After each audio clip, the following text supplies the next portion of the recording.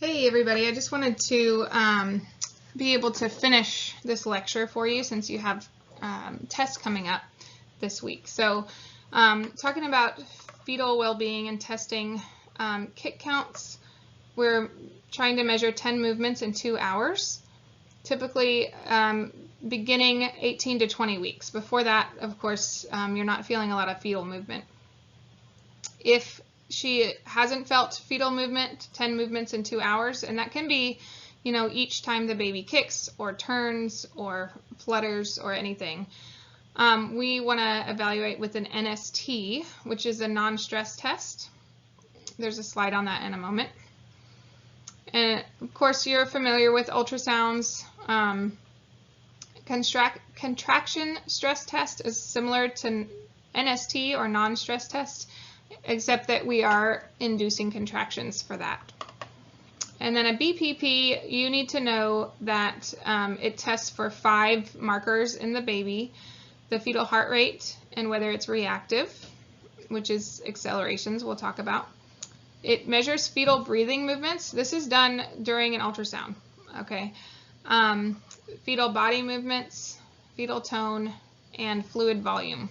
Okay, so all of those together can give us a really good picture of the baby. If we have a low score, then we're going to be inducing. And if it's very low, it's one of the tests that kind of rules out and determines fetal demise. Okay. Intermittent auscultation is done with a Doppler. It's a little device like this usually. And that's the kind, especially early in pregnancies or at the doctor's office, they'll just take the little Doppler, put it on your abdomen, and get the baby's heart rate. It's done, again, just intermittently, so it's not staying on your belly, usually just for a couple of minutes. The provider will see what the baby's baseline is, see if the rhythm is regular or irregular, or has abrupt changes. You cannot monitor or define the terms the same way as you can with a monitor that we have a strip and a visible, waveform. So we don't call it the same things, but we're still listening for those changes, especially if we can listen during a contraction to hear what the baby is doing after the contraction. This is in low-risk situations acceptable.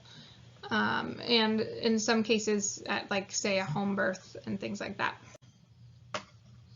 Fetal monitoring, if you can see this picture here, the top monitor is monitoring the contractions and the lower monitor is over the baby's back, measuring the fetal heart rate.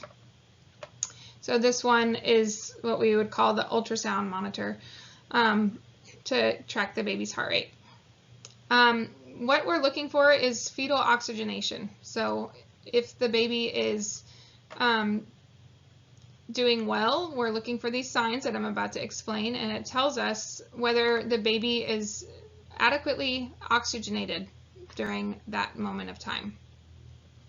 If there's an abnormal pattern, then we can suspect that the baby might be hypoxic, starting with hypoxemia, advancing to hypoxia, which advances to metabolic acidosis and acidemia. That's what we're testing the cord blood gases for. Okay, we're testing for acidosis with those. External monitors, again, in this top picture, are the ultrasound and the toco transducer. Call it ultrasound and toco. Internal monitors might be the fetal scalp electrode and the intrauterine pressure catheter. The scalp electrode is a tiny wire that basically screws on the baby's head there. And the pressure catheter is a longer wire. It's not a wire, it's like a tube, it's a catheter that goes up and sits in an amniotic fluid pocket next to the baby. For both of these, the mother must already have her membranes ruptured, either spontaneously or artificially, and has to be dilated 2 to 3 centimeters, enough to be able to get your fingers in there to be able to slide the device in between. Again, we are monitoring the baby to identify if there are patterns in the baby's heart rate that would show us that the baby's oxygenation has been compromised, hypoxemia and hypoxia, and we are trying to determine the relationship between the fetal heart rate and the contractions. And that's the basis for determining what's important here. Fetal assessment, we've got several different reasons. We might have maternal hypertension, high blood pressure. We might have low blood pressure or low fluid volume. That would reduce blood flow to the baby's blood vessels. We might also have cord compression, where maybe during a contraction or the baby's positioning is causing pressure on the cord, cutting off circulation.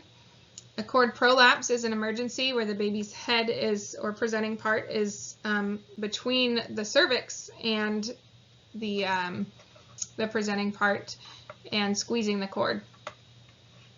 Placental abruption is when the placenta is separating from the uterine wall. And then head compression is a normal thing that the baby experiences as it's squeezing through the cervix. It changes some of the receptors for the baby to where it's having a slight depression in the heart rate. But all of those things can alter the fetal circulation. If blood flow is reduced to the placenta because the uterine is hypertonic, so we maybe have tachysystole where the contractions are too close together. Supine hypotension, where we're cutting off circulation to the mother's, well, it's to the blood flow to the placenta from the weight of the baby on the mother's circulatory system. And deterioration of vasculature could be in the placenta because of high blood pressure related issues or diabetes causing the placenta to have be compromised. There's not as much vasculature there. It's not performing as well. If you look at this image at the top, it's showing that the blood flow to the uterus is basically cut off during a contraction. And that's why it's so important to monitor the frequency of contractions. If they're too close together, then the baby's not getting enough blood flow for too long a period of time and unable to recover from that. Looking at heart rate patterns, your normal baseline for your baby is 110 to 160. Variability is how squiggly that top line is. Okay, so if there's a lot of variability, if it's between 5 to 25 beats, which we'll show you on the next slide, then that is normal, a moderate amount. Anything above or below that, we're looking for why. Why is that happening? Accelerations can be periodic and episodic. We'll talk about that. And decelerations can be early, late, variable, and prolonged. We're going to go over this sign little graphic again, but this is what to suspect and to help you get an idea of what to do if you're having this type of pattern showing. If you have a variable deceleration, you suspect cord compression. You might want to turn the mother and give fluids. If you're having early decelerations, it's head compression. That's great and normal. It's okay. You don't really have to do anything. Accelerations are okay. They're what you're looking for. You want that. And late decelerations are from placental insufficiency. The placenta is not receiving blood flow for varied reasons, like we talked about on the last slide. Which deceleration is most concerning and why?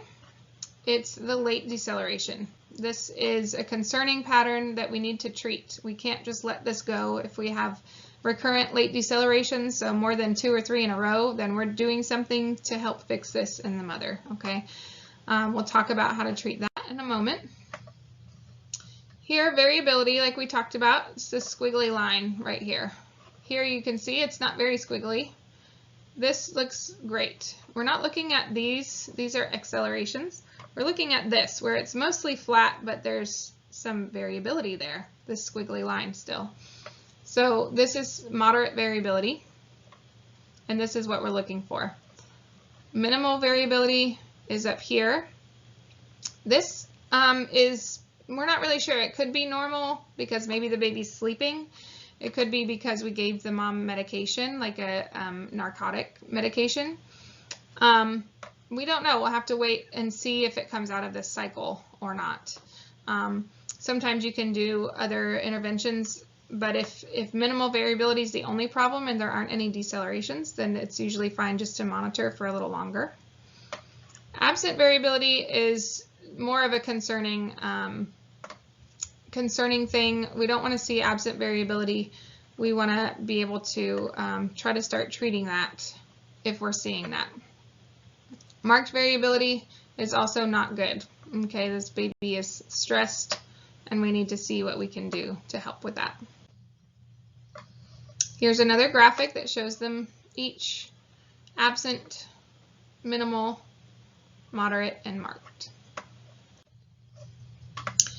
Accelerations are when we have these hills that protrude above the baseline. So here we have our baseline. You can see it's squiggly but pretty constant, and then you have accelerations. If they are at least 15 by 15, which each of these blocks is a 10-second block. So you want it to go up 1.5 blocks and over 1.5 blocks, and if it's at least that big, then that's an acceleration, and that's a great sign. If we have 2 of these in a 20-minute period of monitoring, then that's a positive NST, non-stress test, or sometimes it's a CST, contraction stress test. Okay. Looking at the types of decelerations. An early deceleration basically mirrors the contraction. So as the contraction goes up, the deceleration comes down, and then it resolves again as the contraction goes away. Okay, so it's kind of mirroring. This is another tiny dip, but it's really just recovering, and then it's dipping again. Again, early deceleration is okay. It's head compression likely. Late deceleration is not okay.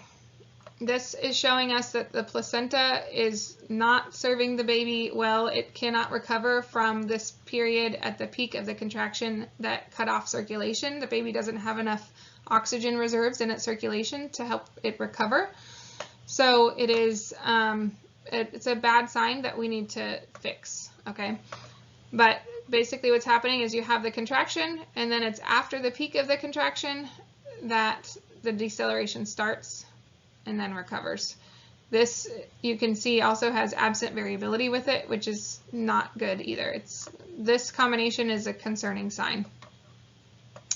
Variable decelerations are usually due to cord compression. They don't have any identifiable relationship between the contraction and the deceleration. And it's also a very quick. They're not always this deep. They don't have to be this deep. They can be only like 20 beats difference there. But if it goes down to its peak in 15 seconds, let me go back if I can. Well, this is about variable decelerations too. So see, there's no necessary relationship between the contractions and the variable decelerations. It's a sudden drop and a rapid return, so it looks more like a V or sometimes a U. Okay, so that's cord compression. There might be something that's getting squeezed during a contraction that's causing that, and sometimes we can resolve that if we can keep the mom moving, turning side to side, sometimes give extra fluids through her IV. That can help resolve that too. Okay, back to early decelerations. It's showing the head compression here, mirroring the contractions. And then late decelerations are occurring after the contraction, after the peak of the contraction, because there's not enough perfusion to the placenta. Some mnemonics to help you know what to do during a deceleration that you might need to treat, or any type of concern for the baby and mom, are spoilt and lion. you can see these two are highlighted here. The first and easiest intervention we can do that takes no time that we can go ahead and do is to turn her on her left side. That is the side that she's going to get the most oxygen, most likely. Sometimes we turn her to her left side and the baby does not like that side and we have to turn her to her right side, but it's never on her back, never on her belly, obviously. We're turning her sometimes side to side before the baby recovers and it resolves, but we always try her left side first. If she has Pitocin going, we're going to stop that as well, because we're not going to continue Pitocin if the baby's having decelerations that we're having to do something to help recover from. We're going to do, so stop the Pitocin, change positions. You can deliver oxygen via mask, 10 liters. IV fluid bolus, usually we give at least 500 cc's, lactated ringers or whatever is ordered. Give her a nice big bolus, boost that amount of fluid. That bolus can also treat low blood pressure. This is very common after epidural procedures. We have to give extra boluses. Sometimes we have to call anesthesia and ask them to come to give a medication to help improve the blood pressure. Tocolysis, slow contractions. This is also a medication. We give terbutaline or breathine to help stop the contractions. When we've done all these other things and the baby's still not recovering, we want to give the baby a break. We need to stop the contractions, so we give terbutaline, breathine to stop those contractions and relax the uterus to allow the baby to get as much return blood flow as possible. So this is another just mnemonic for that. This is more comprehensive, the spoilt one, but you really could continue these things. The only thing it adds here is to notify the physician, okay? We always want to notify the doctor though if the mom is having, or the baby is having a prolonged deceleration, which I'm going to show you in just a second as well. Here's the graphic that we saw before, but this one includes some of the interventions we might do to help the baby recover. If it's a variable deceleration from cord compression, we're going to try to move the mother, move the baby off of that cord. If it's an early deceleration from head compression, we don't need to do anything. Accelerations are great, no intervention needed. And late decelerations from placental insufficiency, we're going to go through the spoilt mnemonic and start doing those things, okay? Prolonged deceleration is a long deceleration lasting more than 2 minutes before it returns to the baseline, okay? So it's not necessarily, it doesn't fit into another classification. We're still going to do all those interventions that we do for decelerations. But, you know, first we're going to try a position change. Sometimes this just happens if the mother has a quick dilation or change in labor. So we're going to check her cervix too. But the main things you need to know are to reposition, provide oxygen, turn off, you know, the Pitocin if it's there. And we're going to check for cord prolapse possibly, check for a sudden change in dilation, and hope and pray that the heart rate comes back up as you call the doctor. You're giving IV fluid bolus and oxygen, doing all the things you can do. It's called intrauterine resuscitation. All the things we try to do to help improve the baby's heart rate there. We're going to skip through this question. You can let me know if you'd like me to go through that. And we're going to talk about contractions. We already mentioned a little bit about this, but we want, in active labor, we want the contractions to be every 2 to 5 minutes, lasting 30 to 90 seconds. And if they're closer than every 2 minutes, then that is not safe, okay? We need them to be spaced out more than that. If we're having trouble monitoring contractions, we can do an intrauterine pressure catheter, one of the internal monitoring methods, or the internal monitoring method for contractions. And then we can actually count what's called Montevideo units, and that will like objectively measure the amount of pressure over the course of 10 minutes that's being applied on the cervix. And that is how we titrate our Pitocin at that point and decide how much to deliver. Uterine tachysystole, vocabulary word, is it's when the uterus is contracting too often, so closer than every 2 minutes, more than 5 contractions in 10 minutes, and they're occurring within 1 minute of each other.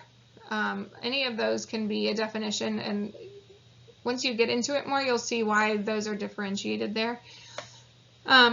Sometimes moms can have coupling or tripling as well, where they're just coming really close together. But the way we time contractions is actually, we're going to be looking at the frequency, the duration, the strength, the resting tone, and the relaxation time. If any of these is too high, then the baby could be stressed and start to have poor placental perfusion. Okay. Other reasons for some reasons for poor placental perfusion can also be maternal hypotension, like after an epidural. Again, too many uterine contractions, or supine position, orthostatic hypotension, well, the supine hypotension. Okay, so if you have your contractions here, you can see that the uterus is going to tighten up. Hopefully they have a wedge under her hip, so she's tilted to her left side. And I don't think they do, because I would be able to see it over here on her right side. But we're going to time contractions from the beginning of one to the beginning of the next one. So it's not this space in between that you might think. It's from the beginning to the beginning. Okay. Here is, this picture is kind of blurry, but the frequency is measuring from the beginning to the beginning. So these contractions are only about 1.5 minutes apart. The duration is the length of the contraction. So this contraction is about 70 seconds long. And the intensity is the height at the peak.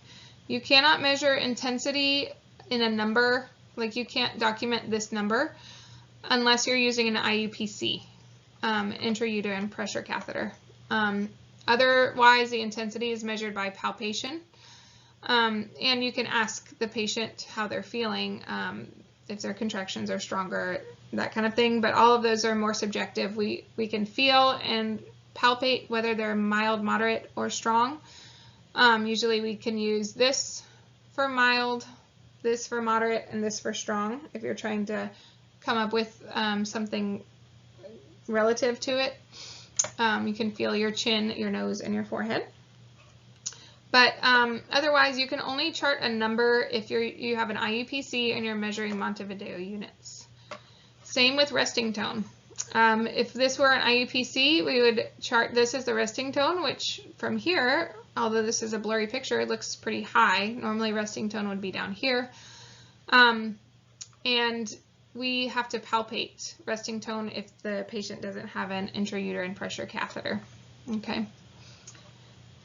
These, if we were in class, I would ask you to identify what type of decelerations these are. They're occurring after the peak of the contraction, so that is a late deceleration. Okay, and then just comparing false and true labor. In false labor, your uterine contractions are irregular. True labor, they're getting into a more regular pattern. Walking in false labor usually can help your contractions go away, but in true labor, a lot of times it increases their strength and intensity over time. False labor, you don't usually have bloody show, because bloody show shows up when your contraction is, your cervix is changing. And in true labor, your cervix is changing, and in false labor, it's not. So that's what this one says. Okay. This discomfort in lower back or abdomen, I mean, that can be honestly for either one. That's why people come in thinking they're in labor, because they're having that discomfort.